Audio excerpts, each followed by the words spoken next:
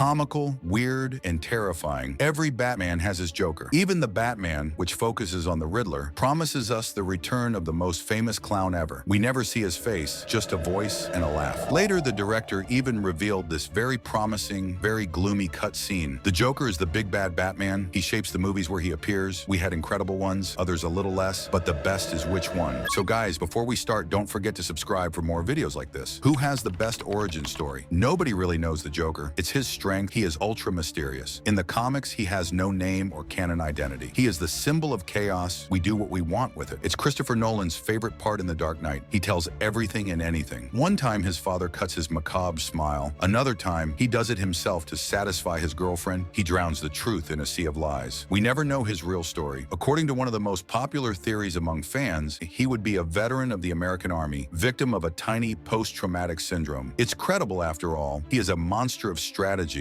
who is not afraid of death. He perfectly handles all types of weapons and knows all the movements to make during a military parade. Better, when Alfred describes him, he compares him to the leader of an army militia he met a long time ago. But in the end, we don't know anything. And with the death of the actor a few months before the release of the film, it is unlikely that we will have answers one day. That's what makes this story so fascinating. If you want a real backstory, you have to take a look at the others. Jack Nicholson's story has a whole background. Jack Nipper, second zone criminal, during a gunfight with the police in the chemical plant Axis Chemicals, the bullet he shoots at Batman ricochets, injures his face, and he falls into an acid tank. He comes back after a little surgery as a Joker and wants to take revenge on those who dropped him by taking control of the city. The one from the animated series has no past, then takes up the same story as Burton's film, same background, same fall into the tank. In the Gotham series, we don't have one, but two Jokers. Jerome Valeska, a crazy ally boy who worked in a circus, and his twin brother Jeremiah, who becomes the Joker after inhaling a gazillion. Their functioning is very particular. In the first season, we have a glimpse of Jerome in a single little episode, which takes more importance in the second season, where he joins the Maniacs, a gang of detracted criminals, to the assault of Theo Galavan. That before he dies. He comes back in the third season, where he is resurrected, and his face is literally engraved. It is only in season 4 that we learn about his existence, and that he becomes the one who remains the Joker until the end of the series. Jerome finds his twin, mistreats him, but ends up dying before leaving a poisoned gift to his dear brother. The two share the same obsessions, chaos, and Bruce Wayne. We only see them very little together, but they look alike in many aspects, especially their madness. But the one who goes further is Joaquin Phoenix. In 2019, he takes the first role of Joker, an entire film that traces the creation of the clown. At the beginning, we are introduced to Arthur Fleck. He lives with his mother and takes care of her, works as a clown in the street or in hospitals while hoping to break into the stand-up. And he suffers from an illness that makes him laugh uncontrollably. Then it goes awry. Losing his job, end of his psychiatric treatment, stroke of his mother, humiliation in public.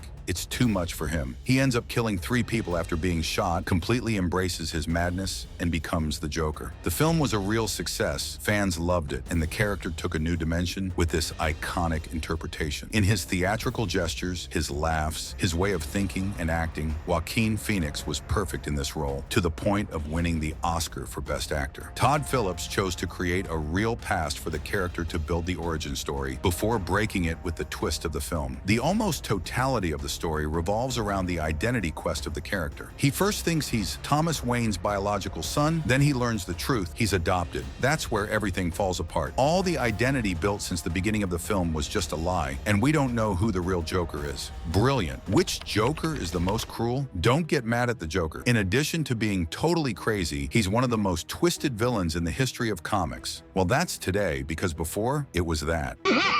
Cesar Romero is just a clown who commits robberies because it amuses him. He doesn't kill and doesn't hurt anyone. A real farce which describes the cartoon atmosphere of the first Batman movies. With his design, Jack Nicholson was already a little more disturbing, without being very cruel either. Okay, he does not do nice things, but at no time does he physically or psychologically torture his victims. He is above all unpredictable and theatrical. Like in the scene of the Gotham Museum, he scribbles paintings and breaks statues. Vicious, perverse, but not horrible. In comparison, that of the animated series is much more twisted. In episode 7, we see him psychologically abuse a man who had the misfortune to insult him in the corks. Yeah, I would have done the same. At the end, the Joker still lets him get away. He just asks him for a promise in return. The day he will need it, the citizen must give him a service. Deal concluded, the two men leave on it. The guy's like, it's good, I'm out of business, I changed my identity, I hide at the other end of the country. But a few years later, the Joker calls him back for his famous little service. He wants him to introduce bombs to a special evening for Commissioner Gordon. That's it. The moral of the story, never cross the Joker. Above, in terms of cruelty, no quality, we have the Joker of Jared Leto. Very little present, but in a few minutes, he electrocutes Harley Quinn before she jumps into a huge acid tank. Apparently, he loves her with all his heart, but in reality, he sees her as his thing, his empire on her. And overall, he doesn't hesitate to use her to commit crimes in his place. Psychologically, it's the worst. By the way, also in the movies, it's the worst. He's there for us to understand why Harley ended up getting away. The body full of scars and the heart full of trauma. But despite everything, he doesn't get to the Joker of the Dark Knight. Put a grenade in the mouth of a bank employee, blow up a hospital, hide a bomb and a phone in the stomach of a detainee, kidnap and murder Bruce and Harvey Dent's.